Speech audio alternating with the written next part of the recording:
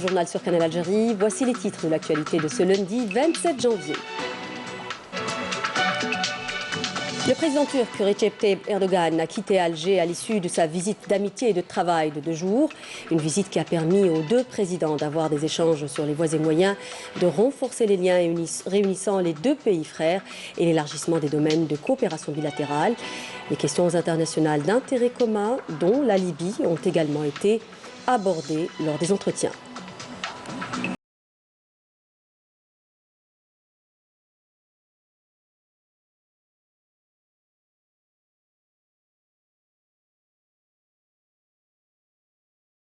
Le président de la République a reçu le ministre des Affaires étrangères et de la coopération internationale des Émirats arabes unis, qui effectue une visite de travail en Algérie. Une visite qui s'inscrit dans le cadre des relations fraternelles qui lient les 2 pays frères.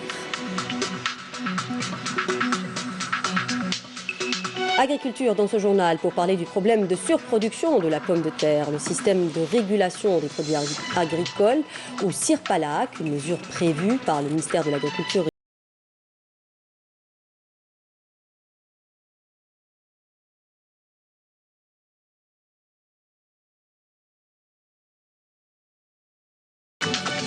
Nous terminerons avec du sport, dépaysement garanti, avec du parapente à Mnia dans la région de Ghardaïa, un sport extrême qui nous procure un sentiment de liberté et de découverte en même temps. Bienvenue. La visite du président turc Recep Tayyip Erdogan en Algérie à l'invitation du président de la République Abdelmadjid Tebboune a pris fin aujourd'hui. Les 2 présidents ont eu des échanges sur les voies et moyens de renforcer les liens unissant les 2 pays frères et l'élargissement des domaines de coopération bilatérale. Les entretiens ont porté également sur les questions internationales d'intérêt commun, notamment le règlement de la crise libyenne. Et le président turc Recep Tayyip Erdogan a quitté donc aujourd'hui Alger à l'issue de sa visite d'amitié et de travail de 2 jours. Sur invitation du président de la République Abdelmadjid Tebboune, le président turc a été salué à son départ de l'aéroport international Oued Boumediene par le président Tebboune et des hauts responsables de l'État, ainsi que des membres du staff gouvernemental.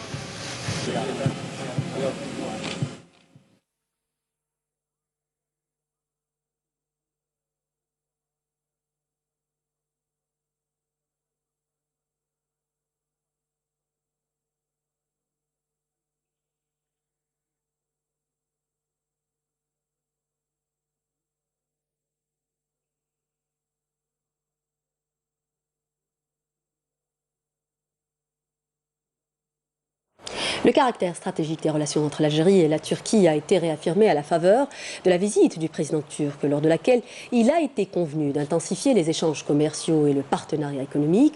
Le président Tebboune a indiqué à ce propos avoir convenu avec son homologue turc de porter très bientôt les échanges commerciaux entre Alger et Ankara à plus de 5 milliards de dollars concernant le dossier libyen. Les deux pays convergent sur la nécessité d'œuvrer ensemble à la concrétisation des conclusions de la conférence de Berlin sur la Libye, nous dit Karim Haïfa dans ce papier.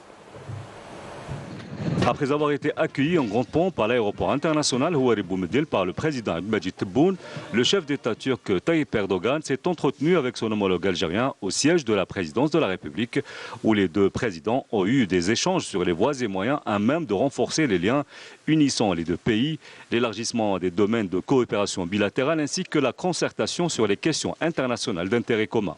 Des questions internationales évoquées lors d'une conférence de presse animée par les deux présidents à l'issue de leurs entretiens et où le président de la République, Abdelmadjid Tebboune, a fait état d'une convergence totale entre l'Algérie et la Turquie sur la nécessité d'œuvrer ensemble à la concrétisation des conclusions de la conférence de Berlin sur la Libye.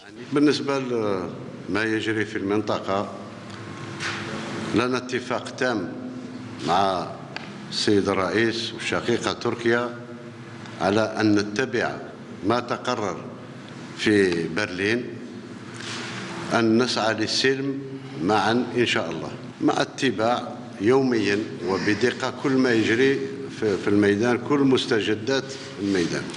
Au plan économique bilatéral, le président Abdelmadjid Tebboune a indiqué avoir convenu avec son homologue turc de porter très bientôt le volume des échanges commerciaux entre les deux pays à plus de 5 milliards de dollars, saluant la place de la Turquie, devenue aujourd'hui l'une des grandes puissances économiques hors Union européenne. لنا علاقات تجارية قوية جدا ولنا آفاق مسطرة معا في توسيع هذا التعاون إلى ميادين أخرى البتروكيماوية والنفط والبناء العتاد البحري والتواصل في كل القطاعات بالأخص قطاعات اللي تهم الشباب. وإحنا نعرف أن تركيا أصبحت اليوم دولة قوية اقتصاديا من أقوى الاقتصاديات الموجودة حاليا خارج الاتحاد الأوروبي وأنها بنت اقتصادها على المؤسسات الصغيرة والمتوسطة. Saluant fortement l'adhésion de l'Algérie au processus de Berlin où elle aura, a-t-il dit, une contribution précieuse et constructive dans le cadre des efforts visant à instaurer la stabilité en Libye, le président turc a mis en avant l'impératif d'agir pour que la Libye ne soit pas un terrain propice aux organisations terroristes et aux barons de la guerre, déclarant que l'Algérie est un élément de stabilité et de paix en cette conjoncture difficile que traverse la région. S'agissant de la coopération bilatérale, le président turc a affiché la volonté de son pays de la hisser au plus haut niveau, partant des solides liens d'amitié et de fraternité de l'histoire commune qui remontent à plus de 5 siècles entre l'Algérie et la Turquie. Nous allons joindre nos efforts pour barrer la route à toutes les entraves que pourraient rencontrer les opérateurs économiques des deux pays afin de relancer l'investissement et le partenariat économique. Et nous sommes là d'ailleurs pour encourager les investisseurs et autres opérateurs économiques à investir dans de nouveaux projets productifs qui génèrent des postes d'emploi pour les jeunes. Tayyip Erdogan a par ailleurs affirmé que la rencontre entre les deux chefs d'État a permis l'évaluation de tous les aspects des relations, y compris politiques, économiques, commerciaux et culturels, et la signature de la déclaration commune portant en création d'un conseil de coopération de haut niveau. À ce propos, le président Erdogan a indiqué avoir adressé au président Abdelmadjid Tebboune une invitation à effectuer cette année une visite en Turquie pour la tenue de la première réunion de ce conseil, précisant que les deux parties envisagent sa tenue très prochainement, une visite officiellement acceptée par le président Abdelmadjid Tebboune. Dans le volet coopération toujours, le président de la République, Abdelmadjid Tebboune, a reçu aujourd'hui à Alger le ministre des Affaires étrangères et de la coopération internationale des Émirats arabes unis, Cheikh Abdullah Ben Zayed Al Nahyan, en visite de travail en Algérie. Cette audience s'est déroulée au siège de la présidence de la République, en présence du directeur de cabinet à la présidence de la République, Nourdine Ayadi, du ministre des Affaires étrangères Sabri Boukadoum et de la délégation accompagnant le chef de la diplomatie émirati. Le ministre émirati a entamé donc aujourd'hui une visite de travail. Cette visite s'inscrit dans le cadre des relations de fraternité unissant les deux pays frères et permet de procéder à une évaluation de la coopération bilatérale dans toutes ses dimensions et d'examiner les perspectives de son renforcement, notamment en matière de partenariat et d'investissement. Elle constitue également une occasion d'échanger les vues autour des questions régionales et internationales d'intérêt commun, notamment la question de la Libye au vu des derniers développements que connaît ce pays voisin et les efforts consentis par l'Algérie et les parties prenantes internationales afin de trouver un règlement politique mettant un terme à la crise à travers le dialogue inclusif entre les parties libyennes, loin de toute ingérence étrangère. Le Premier ministre Abdelaziz Djerad a reçu également le ministre des Affaires étrangères et de la coopération internationale des Émirats arabes unis, Cheikh Abdullah Ben Zayed Al Nahyan. La rencontre a permis au Premier ministre et à son hôte de procéder à une évaluation de la coopération bilatérale dans les différents domaines d'activité et d'examiner les perspectives de son renforcement, notamment en matière de partenariat et d'investissement. L'audience s'est déroulée en présence du ministre des Affaires étrangères, Sabri Boukadoum, et du secrétaire d'État chargé de la communauté nationale et des compétences à l'étranger, Rachid Bilthen. Coopération toujours, le ministre des Affaires étrangères, Sabri Boukadoum, a reçu lui aussi le ministre des Affaires étrangères et de la coopération internationale des Émirats arabes unis, Cheikh Abdullah Ben Zayed Al Nahyan. Les deux ministres ont animé une conférence de presse dans laquelle ils ont convenu des questions sur les questions régionales et internationales d'intérêt commun, notamment la situation en Libye, au vu des derniers développements que connaît ce pays voisin, et les efforts consentis par l'Algérie et les parties prenantes internationales afin de trouver un règlement politique mettant un terme à la crise à travers le dialogue inclusif entre les parties libyennes, loin de toute ingérence étrangère. Le secrétaire d'État au ministère des Affaires étrangères de Mongolie, Dam Din Suren Dava Asuren, effectue aujourd'hui et demain une visite de travail en Algérie dans le cadre de la tenue de la première session des consultations politiques entre les ministères des Affaires étrangères des deux pays. Une visite qui intervient en application du mémorandum d'entente entre les deux pays signé à New York le 27 septembre dernier. Lors de cette réunion, Rachid Bilthen, le secrétaire d'État auprès du ministre des Affaires étrangères chargé de la communauté régionale et des compétences à l'étranger, examinera avec son homologue mongol l'état des relations entre l'Algérie et la Mongolie, des relations marquées du sceau de l'amitié et de la solidarité depuis l'établissement de leurs relations diplomatiques le 25 juin en 1961 et dont il s'apprête à célébrer le 60e anniversaire l'année prochaine, de même qu'il sera procédé à une évaluation de la coopération bilatérale et les perspectives de son renforcement. Les consultations porteront également sur les questions internationales et régionales d'intérêt commun.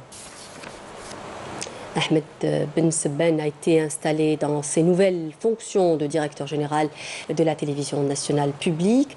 La cérémonie d'installation s'est déroulée au siège de la télévision nationale sous l'égide du ministre de la Communication, porte-parole du gouvernement Ammar Belhimar.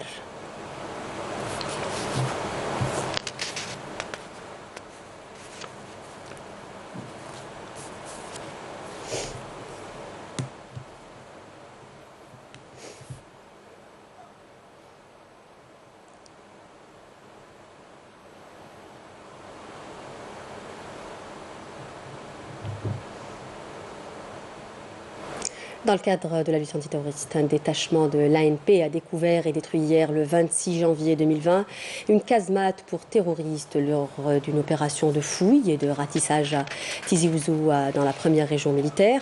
Dans le cadre de la lutte contre la contrebande et la criminalité organisée, les détachements de l'ANP ont arrêté à Tamanrasset et Borj Badji Mokhtar, la 6e région militaire, 11 individus et saisi 30 groupes électrogènes, 16 marteaux-piqueurs, un détecteur de métaux et 930 comprimés psychotropes. Par ailleurs, des éléments de la gendarmerie nationale ont intercepté à Betna, à la 5e région militaire, à Ouergla, à la 4e région militaire et Tiaret, la 2e région militaire, 6 individus et saisi 3 fusils de chasse et une quantité de cartouches, tandis qu'un contrebandier en possession de plus de 3700 unités de tabac a été arrêté à Tbessa, à la 5e région militaire. Dans un autre contexte, des gardes-côtes ont mis en échec à Oran, à la 2e région militaire, une tentative d'immigration clandestine de 11 individus disparu à bord d'une embarcation de construction artisanale, relevant que 39 immigrants clandestins de différentes nationalités ont été appréhendés à Tamanrasset, Inamenas, à Ain Mouchent et à Tébessa.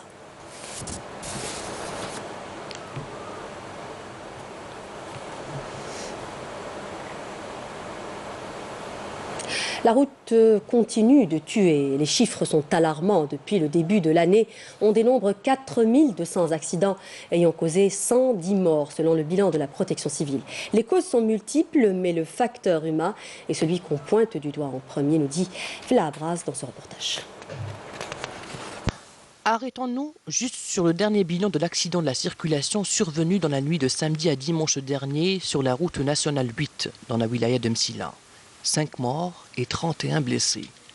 Le mois de janvier n'est pas encore bouclé et voilà que la route a déjà fait 110 morts au niveau du territoire national. Ainsi, 110 citoyens, pour la plupart innocents, avaient rendez-vous avec la mort dans 4200 accidents routiers. Des proportions tragiques. Quelles en sont les causes réelles? Pourquoi cette hausse de mortalité sur les axes routiers d'année en année? Au fil du temps, les accidents de la route soulèvent de plus en plus d'inquiétudes au sein de la société. L'excès de vitesse, le non-respect du code de la route, les manœuvres dangereuses, la somnolence, les perturbations climatiques, l'état de la chaussée, les dépassements dangereux, la traversée de la route par des piétons sans vigilance, l'état des véhicules, le non-respect des distances de sécurité et la conduite en état d'ébriété. Autant de causes concernant notamment la tranche d'âge oscillant entre 18 et 29 ans, suivie de celles allant de 30 à 40 ans.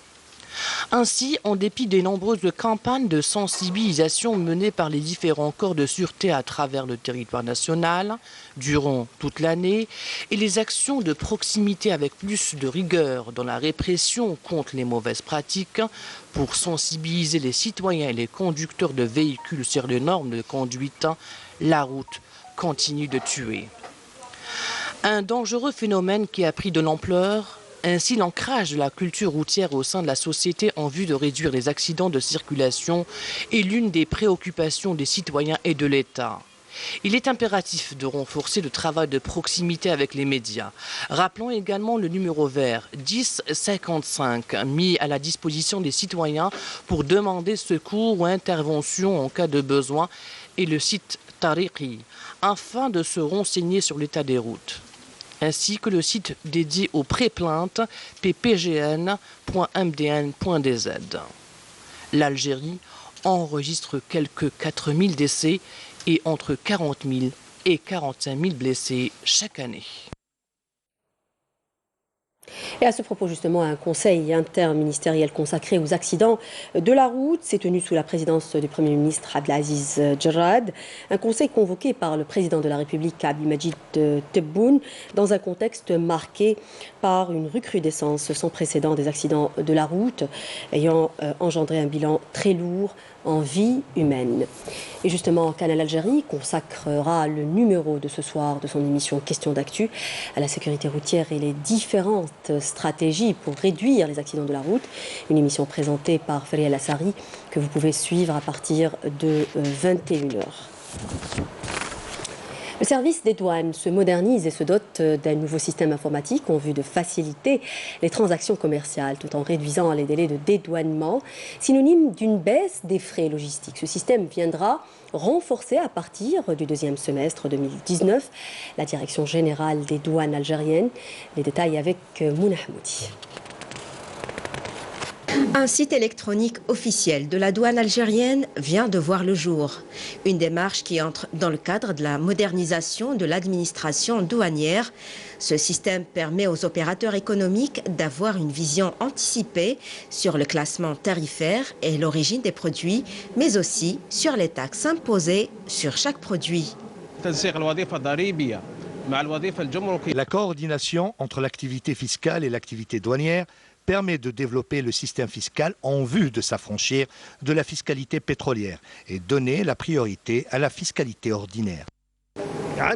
La direction des douanes algériennes œuvre à mettre en place une politique douanière rationnelle qui prend en compte l'intérêt du citoyen et l'économie nationale.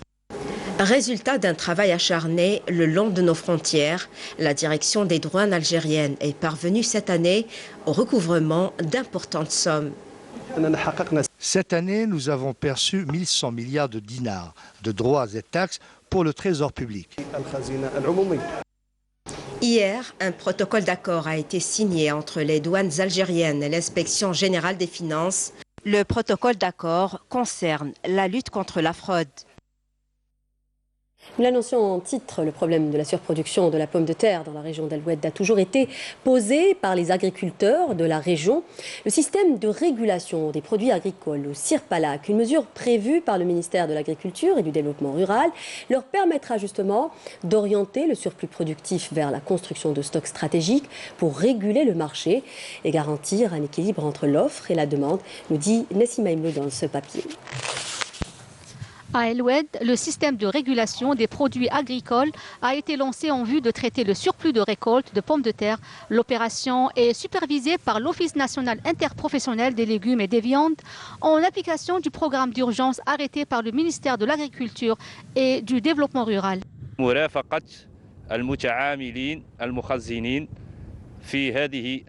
Nous accompagnons les opérateurs chargés du stockage dans cette opération, comme par exemple limiter les quantités d'enlèvement dans la wilaya d'Al-Oued, et cela pour l'intérêt de l'agriculteur et la préservation de son produit.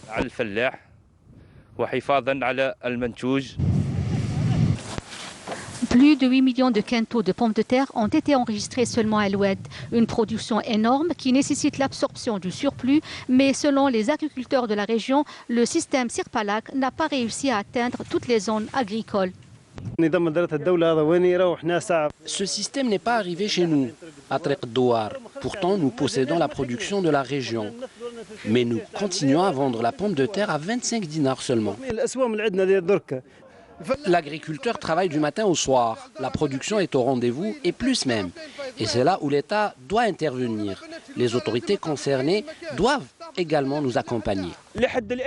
Jusqu'à présent, nous n'avons rien de concret. Les opérateurs des 48 wilayas viennent ici. Mais si les choses demeurent telles quelles, les agriculteurs d'ici seront les seuls perdants. Pour cela, l'État doit réellement intervenir. L'Office national interprofessionnel ne peut en aucun cas s'occuper de l'orientation des promoteurs chargés du stockage. Les agriculteurs de la région souhaitent l'ouverture du poste frontalier Taleb El-Arbi afin de pouvoir exporter leurs produits vers la Tunisie et la Libye. Une autre solution qui contribuera à mettre fin aux problèmes de commercialisation. Agriculture toujours, pour parler cette fois-ci des agrumes. Un salon régional de 2 jours dédié à cette filiale a été organisé à Mostaganem, un espace pour promouvoir les différentes variétés d'agrumes du terroir, connues pour leur qualité et leur saveur. Direction donc Mostaganem, le deuxième producteur d'agrumes à l'échelle nationale après Blida. Jazia Bayou nous y emmène. La filière des agrumes a connu une grande avancée dans la wilaya de Mostaganem, et cela grâce aux efforts fournis aussi bien par les agriculteurs que par les autorités locales qui ont présenté toutes les aides nécessaires pour promouvoir cette filière. La production des agrumes a dépassé 1 300 000 quintaux pour l'année 2019, ce qui a permis à Mostaganem d'accéder à la 2e place en termes de production des agrumes à l'échelle nationale. Et dans le but de promouvoir cette production florissante, la wilaya de Mostaganem a organisé la première édition des agrumes avec la participation de différents agriculteurs de l'ouest du pays qui sont venus nombreux exposer leur production. En termes de production, nous sommes très satisfaits. Nous demandons aux autorités locales de la wilaya d'Oran de nous aider dans le domaine de l'irrigation, car sans eau, la production sera revue à la baisse. Nous aimerions que tous les puits qui étaient auparavant fermés servent à présent dans l'irrigation des espaces agricoles. Ainsi, les agriculteurs tentent de trouver des réponses à toutes leurs préoccupations afin de conserver cette belle production d'agrumes. Et la flambée des prix n'épargne plus aucun produit alimentaire. Après les fruits, les légumes et la viande, c'est au tour du prix de la sardine de grimper. On vous plonge au cœur d'un marché du petit poisson bleu au niveau d'un des ports de la capitale pour connaître les raisons de cette hausse des prix avec Nessima Imloul. Il est 6 h du matin, nous sommes à la poissonnerie d'Alger. Nous guettons l'arrivée du sardinier qui s'approche du port. La chance pour les pêcheurs n'était pas au rendez-vous ce matin. Aussitôt les casiers déposés sur les étalages que le prix de la sardine est déjà fixé par une vente aux enchères.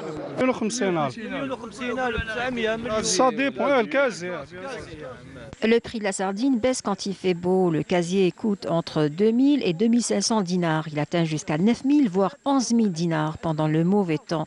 C'est normal car le pêcheur ne peut apporter que 10 casiers. Ici, les enchères ont atteint des prix exorbitants dépassant les capacités des acheteurs qui demeurent très contrariés. La vente matinale est plus chère que celle de la soirée car le produit est congelé, alors que celui du matin est plus frais. Le prix du casier peut atteindre jusqu'à 11 000 dinars. Il faut rester rationnel. Certains vont vendre directement aux restaurateurs, mais moi, je revends au marché. Effectivement, en nous rendant au marché, nous constatons un seul marchand de sardines parmi les innombrables vendeurs de poissons, ce qui explique la cherté de ce produit et les raisons de la spéculation. Un citoyen qui gagne 18 000 dinars ne peut pas se permettre d'acheter la sardine à 700 dinars. Moi, je ne peux pas me permettre d'acheter de la sardine, j'achète plutôt de la viande blanche qui est moins chère. Afin d'améliorer cette production, rien de tel que d'améliorer les techniques de pêche et de mettre en place tous les moyens humains et matériels pour satisfaire la demande grandissante de cet aliment tant prisé. C'est un reportage signé Rami Amer et nous terminons avec du sport extrême. Si vous êtes à la recherche de frissons et d'émotions, sachez que la région d'El Nia accueille le 2e festival de parapente qui a vu la participation de professionnels et d'amateurs, une discipline sportive de plus en plus pratiquée car elle procure l'espace d'un vol ce sentiment de liberté et de découverte, notamment dans cette région connue pour son relief et ses paysages à couper le souffle, nous dit Yasmine Messoudi. Le parapente, une activité sportive qui est en plein essor dans la ville de Mnéa. Une sensation extrême alliant tourisme, loisirs et sport. C'est le cas ici où plusieurs personnes ont eu droit à leur baptême de parapente. Nous préparons ce festival depuis une année et aujourd'hui, comme vous le voyez, cela s'est très bien passé. Du sport aérien pour tous est le slogan de cette 2e édition. Une occasion pour faire découvrir cette discipline aux autres, mais également lui donner un nouveau souffle et drainer plus d'adhérents au club sportif dédié au parapente. Alhamdoulilah, cela s'est bien passé. Le temps est favorable.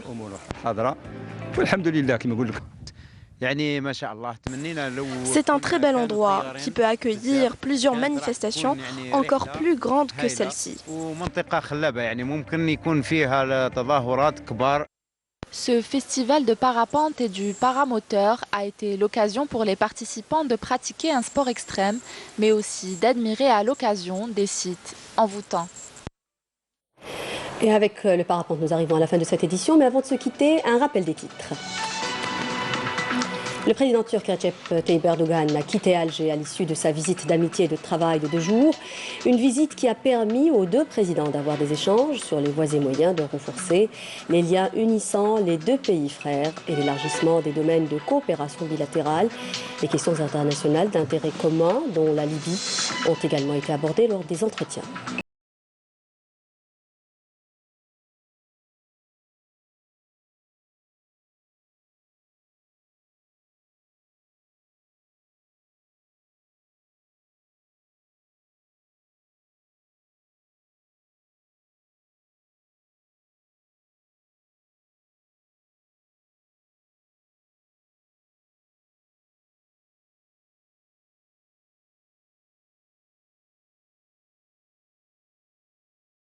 Agriculture dans ce journal pour parler du problème de surproduction de la pomme de terre, le système de régulation des produits agricoles ou CIRPALAC, une mesure prévue par le ministère de l'Agriculture et du Développement rural qui permet de prendre en charge les doléances des agriculteurs.